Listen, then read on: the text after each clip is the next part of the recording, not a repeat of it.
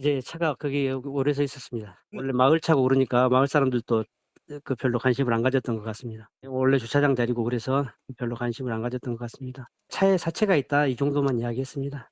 그거는 큰일 날 일이라서 음. 그거는 뭐 제가 제 능력으로 어떻게 할 수 없는 일이라서 경찰에 얼른 신고하고 경찰관하고 같이 갔습니다. 지난 6일 오후에 전남 무안군에 사는 중년 남성이 마을 지인한테 전화를 받은 겁니다. 그 마을 지인이 공터에 주차된 내 차 안에 시신이 있다 이렇게 얘기를 한 거예요. 어머나. 이런 전화를 경찰한테 해야지 왜 지인한테 지금 했는지. 해당 차량이에요, 지금 저게. 그렇습니다. 네네. 지인은 그 전화를 받고 너무 놀라서 바로 경찰에 신고를 했고 허허. 즉시 경찰에 출동을 한 겁니다. 네. 공원에 가보니까 정말 차 안에서 시신이 발견이 됐는데 어머나. 보통 시신이 아니라 부패된 시신이었습니다. 어머나. 심하게 부패가 됐는데 부검을 해보니까 네. 50대 여성으로 나왔고 멍자국도 발견이 됐습니다. 여름을 거치면서 상당히 지금 오랜 기간이 됐다 뭐 그냥 추정해 볼 수 있잖아요, 지금.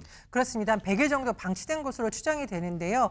가해자들이 아마 이런 걸 숨기기 위해서 굉장히 본인들 나름대로는 좀 머리를 쓴 것 같습니다. 일단 이 피해자가 숨지니까 시신을 비닐로 덮었고요. 어머나. 가해자 차량 뒷좌석에 놨습니다. 그리고 이 차량을 무안군 지금 보시는 공터에다가 놨는데 근데 이제 비닐을 보통 덮으면 뭐 악취가 나거나 습기가 차거나 이럴 수가 있잖아요. 그럼 지나가는 사람 눈에 더 잘 띌 것 같으니까 어떻게 했느냐. 차 내부를 소독하기도 하고 뭐라고요? 청소하기도 하고 이런 식으로 범행을 또 숨기려고 했다고 합니다. 어머나 어머나 세상에 사람들의 왕래나 인적이 좀 드문 곳이었다 그런 생각도 들어요, 지금. 인적이 드문 곳이다 보니 누군가가 제보해주지 않으면 시신을 발견하고 나아가서 범행을 발각하기까지 오랜 시간이 걸렸을 것 같습니다. 네.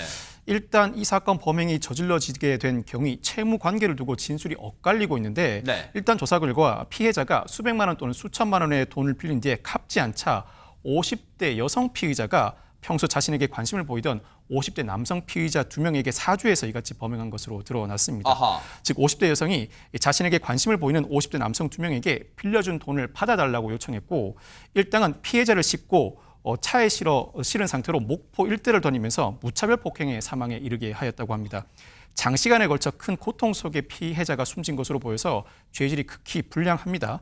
이후에 이 일당은 무안으로 도주해 차량과 시신을 방치한 후에 서로 입막을 위해서 네. 숙박업소를 전전했다고 하는데 결국 양심의 가책 등을 느낀 가해자 남성 한 명이 지인에게 전화로 실토했고 맨 처음 들었던 통화 내용이 그것과 관련된 것입니다. 용의자를 좁히는 과정 어떻게 좁힐 수 있었을까요? 그러니까요. 일단 방금 얘기한 것처럼 제보가 정말 결정적이었습니다. 먼저 그 피의자 중에 한 명이 전화로 이야기를 했고 지인에게 네. 그 지인이 제보를 했기 때문에 이게 가능했던 건데요. 결국 아까 얘기한 50대 남성 2명과 50대 여성 1명이 피의자였습니다. 네. 이 세 사람을 잡으러 경찰이 갔습니다. 네. 그 영상 함께 보시겠습니다. 네. 어두운 밤 골목길에 형사들이 탄 승합차가 도착을 했습니다. 잠시 후에요. 한 남성을 붙잡아서 차에 태웁니다. 이후에 이 짐을 들고 나선 여성이 있는데 저 여성도 현장에서 검거가 됩니다. 아하. 먼저 붙잡힌 남성을 포함한 50대 남녀 3명은요. 살해 혐의로 긴급 체포가 됐습니다. 아까 전해드린 것처럼 지난 5월 중순쯤에 네. 지인인 50대 여성을 차에 태우고 목포 일대를 돌면서 때려서 숨지게 한 뒤 무안으로 도주해 차와 함께 시신을 방치한 혐의를 받는 겁니다. 근데 어떻게 여자를 또 알아갖고 그 여자 게임에 빠져서 제가 보기에는 아마 그 여자분한테 가스라이팅 당해서 좀 그런 부분이 있지 않는가 싶습니다. 그 범행을 사주한 여성에게 가스라이팅 된 부분이 있는 것 같다? 우리가 뭐라고 좀 추정해 볼 수 있을까요? 사실 50대 여성의 사주에 따라서 50대 남성 2명이 범행을 저질렀다. 이와 같은 일은 상당히 특이한 부분이라 관련된 근거가 뒷받침되지 않고는 이와 같은 발언이 나올 수가 없습니다. 아마 기본적인 사실관계는 실체관계에 부합할 가능성이 상당히 높습니다. 네.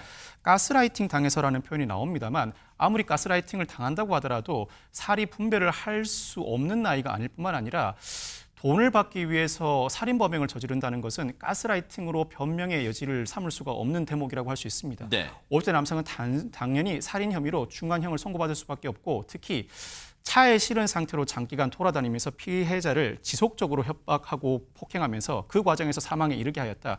죄질 자체가 불량하고 피해자가 앞서 언급해드린 것처럼 극한 고통 속에 숨진 것으로 보여서 중한 처벌은 불가피합니다. 여기다 50대 여성이 실제 이 사안 자체에 가담하지 않았다고 하더라도 네. 근본적인 범행 동기가 50대 여성으로부터 비롯됐고 사주에서 비롯된 사건이라 50대 여성 피의자가 가장 중한 형을 선고받을 것입니다. 이 범행을 주도한 50대 남성 1명과 50대 여성이 가장 중한 형을 선고받을 것으로 예상되고 통상의 채권 채무 관계를 둘러싼 갈등으로 인해서 빚어진 살인 사건보다는 더 중한 형, 상황에 따라서는 25년, 30년 이상의 중한 형이 선고될 가능성이 높습니다. 혹시 범행에 가담한 남성도 이 범행을 사주한 여성한테 돈을 빌렸던 사람인데 돈을 갚지 않아도 되니까 이런 범행을 해달라고 혹시 그런 사이일 수도 있는 거예요. 어떻습니까? 그런 이유로 만약에 교사를 했다고 하더라도 이 50대 여성의 죄값은 줄어들지 않습니다. 이 교사범이라고 하는 거는 사실상 본인이 직접 이 범행을 수행하지 않아도 이 형사처벌은 똑같이 본범과 똑같이 받습니다. 그리고 사실상 이 불법성을 따졌을 때는 직접 본인이 실행한 것보다 다른 사람을 그런 이유로 만약에 나에게 갚을 돈이 있는데 이 여성을 만약에 살해해주면 내가 이 채무를 탕감해주겠다. 이런 이유를 가지고 만약에 교사를 했다라고 하면 그 자체로 불법성이 더 높아지는 부분이 있기 때문에 이 남성들과 실제로 살해 행위를 했던 이 남성들과 똑같이 처벌을 받을 것으로 보입니다.